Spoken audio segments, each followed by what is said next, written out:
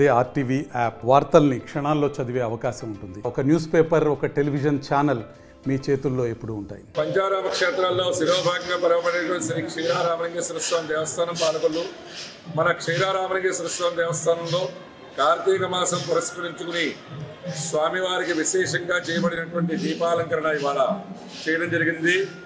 ఇవాళ కార్తీక మాసంలో వచ్చేటువంటి బహుళపక్ష ద్వాదశి సౌమ్యవాసం అంటే బుధవారం. ఈ బుధవారం శ్రీ మహావిష్ణువుకి 12వ తిథి. శ్రీ మహావిష్ణువుకి చాలా ఇష్టమైనటువంటి తిథి.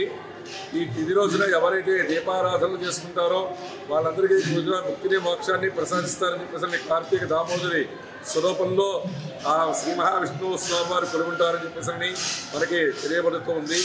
కావున ఈ రోజున చాలా విశేషమైనటువంటి కార్యక్రమం, లక్ష భక్తుల దీపారాధన కార్యక్రమం నిర్వర్తించబడింది దేవస్థానం వారి తరఫున.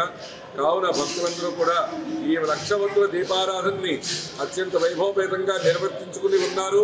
వాళ్ళందరికీ కూడా స్వామివారి అనుగ్రహంలో ముక్తి మోక్షాన్ని, అలాగే వారు కోరుకున్నటువంటి సంపదల్ని కలగజేయాలని చెప్పేసి ఆ లక్ష్మీదేవిని, ఆ పరమేశ్వరుని, ఆ రామలింగేశ్వర స్వామిని, అలాగే జనార్దన స్వామిని, కార్తీక దామోదరుని కోరుకుంటూ సర్వే జనా సుఖభవంతు, లోకా సమస్తా సుఖభవంతు. మరిన్ని వీడియోస్ కోసం ఛానల్ ని సబ్స్క్రైబ్ చేయండి. లేటెస్ట్ అప్డేట్స్ కోసం వాట్సాప్ ఛానల్ ని ఫాలో అవ్వండి. అండ్ లింక్ డిస్క్రిప్షన్ లో ఉంది.